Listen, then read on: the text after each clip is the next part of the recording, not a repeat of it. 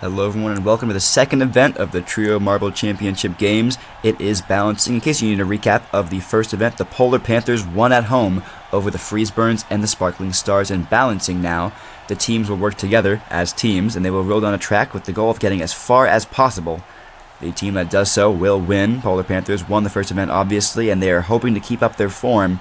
And as previously mentioned, a lot of heavy hitters in the bottom section right now. The Hummingbirds, Wolf Warriors, Twilight Lightning, the Electrolytes even, who won the qualifiers. All teams we expected more from. Will they come up to par in Event 2 is the question.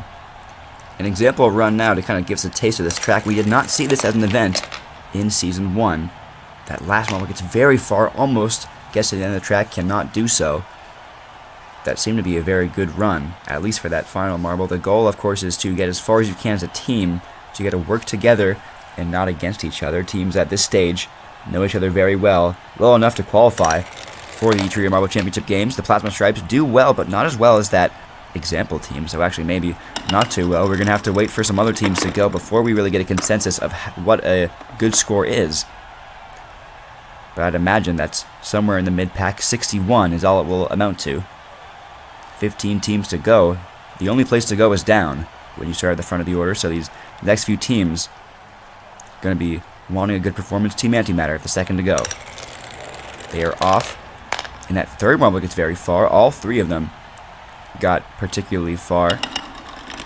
Those last two matching the performance, pretty much, of the best marble we saw from the Plasma Stripes. And they will get 94, over 1.5 times the amount of the Plasma Stripes, and that is what I would imagine a good score looks like. Like Lightning going to try to match that and not the former. They will do so. And one gets all the way to the end. That's the Like Lightning we know. The other gets very close. That first marble dropped pretty early though, so there is room for improvement on the score. I would not expect the Like Lightning to hold the lead throughout this entire event, but I would expect them to get it at least now. It's a lot closer than I thought it would be, though. It just goes to show how all three marbles must perform if you want to win at balancing. Heat 4 now, the Electrolytes did not do good in Event 1, but they did in the qualifiers. Mixed results here. That's similar to what we saw with the Plasma Stripes, but their first two dropped a lot earlier. Their last one dropped a lot later. It will not be enough for 1 or 2 just by an eye test. It will not be enough for third either. Only 60 points. The Electrolytes, that's disappointing for them. Wolf Warriors, another team who needs to get together. What will they do here? The door is wide open with two teams that performed exceptionally poorly, but they follow in the footsteps of those two teams and not what we saw possible from the Lag Lightning and Team Antimatter. Two of them just go off early and one gets far, not far enough to save their score. It will be enough for 67 in third place out of 5, but I would imagine that's not going to hold as we see teams start to fill in that middle range in the 70s, 80s, 90s. Hummingbirds are up next. And off they go. Good performance here for all three. I'd imagine that's enough for first, and I'd be very surprised if that doesn't maybe even get them contention for an overall medal in this event.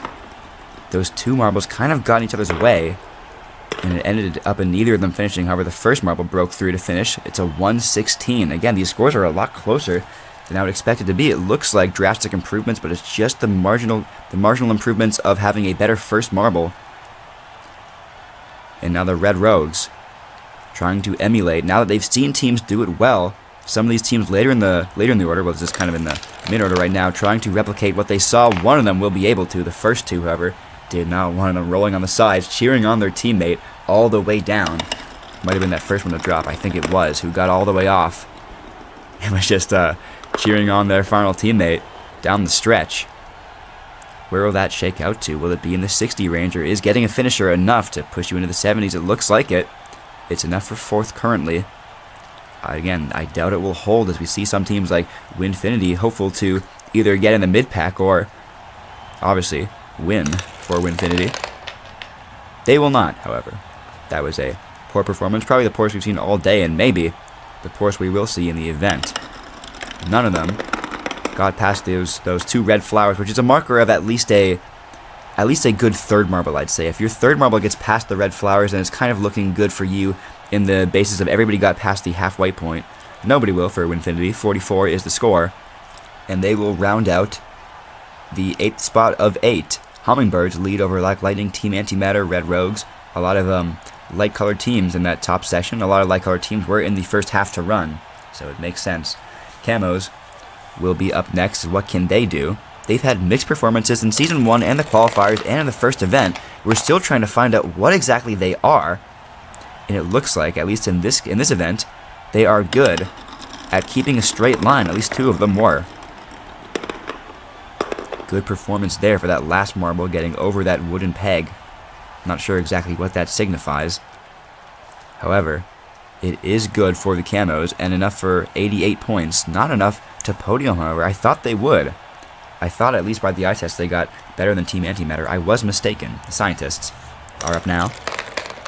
And they kind of just get in each other's way. This last one taking it slow, trying to get as far as they can, but they just cannot keep up momentum and they'll fall backwards. We saw this happen earlier, but this is the biggest case here. Actually, they didn't collide as much as I thought they did.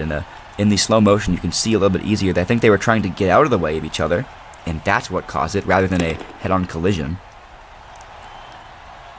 How many points will it score then? 59. That is 9 of 10. Winfinity will be hard to lose to. Scientists are a good marker of that bottom section. I think if you get into the 60s, you can avoid maybe the bottom 3. And if you want to get into the top 3, you're looking for around 100. Magmatics trying to do so, and they had a great line. But one of them, the one in the front, just kind of went a little bit astray.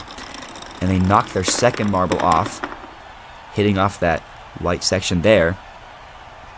And they will take down both for 6th of 11, 68, beating one previous team by a single point. Somebody earlier to 67. I cannot remember who exactly it was. Twilight Tailors will be up next.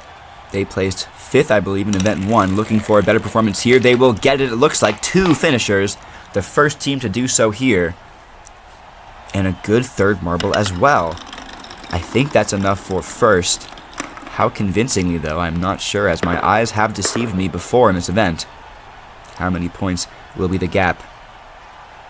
130 is the score. I believe that's 24 points, perhaps? I can't remember the score of the Hummingbirds. I know it's more than the Hummingbirds. The margin, however, is what I'm interested in because that might be enough for a gold medal overall if this holds up. The Ferocious Flames start the final quarter of teams. They placed 4th in Event 1, looking for a better score here as well. And they might do it, but it's just that one marble going far. The other 2 had good runs. But if you want a podium, you need great runs from all 3 marbles, and I don't know if that's enough. I doubt it. Let's see where it shakes out. It will be better than some of those mid-pack teams, I imagine. It is in the hundreds. It is. 103 is the score. But it's not enough to podium. They match the performance in Event 1, but they cannot outdo themselves. Sparkling Stars. They've seen many runs. They know how a good run looks. They know how to attack the track, but it all goes wrong. They could not replicate the success that they had previously viewed. And it's just a bunch of collisions in that early section that ended up coming to bite them in the midsection. 67 is the score. It's, I believe, a tie for 10th. Maybe they lose out because of overall placements of marbles. I'm not entirely sure. The Freezeburns, the penultimate team to go now. And they are off a good straight line, but everybody goes astray before that final quarter. They will not match their performance from Event 1. They do a good enough job to hopefully escape that bottom quarter. It is enough for 7th. They did better than I thought. I will give them that. When the numbers add up, sometimes they do surprise you. The Polar Panthers, they saw in Season 1 it is possible to win the first 2 gold medals in a row, but can they replicate what the Black Lightning did a season ago? They cannot. Polar Panthers won a gold in Event 1, but they will not replicate that success in Event 2. Somewhere in the mid-pack is where they will end up. They're just hoping that their score comes out to a top half finish. I don't know if it will. Bad news for Polar Panther fans, but good news for the Twilight Tailors, because that secures them a gold medal, their first ever in Trio Marble Championship games. 66 points is all it will come up to, and the Polar Panthers can't do it, but the Twilight Tailors, all the way down the beam, they can. Over the Hummingbirds and Black Lightning, I called them out in Event 1 for their poor performance, and they fought right back in Event 2 to get onto the podium.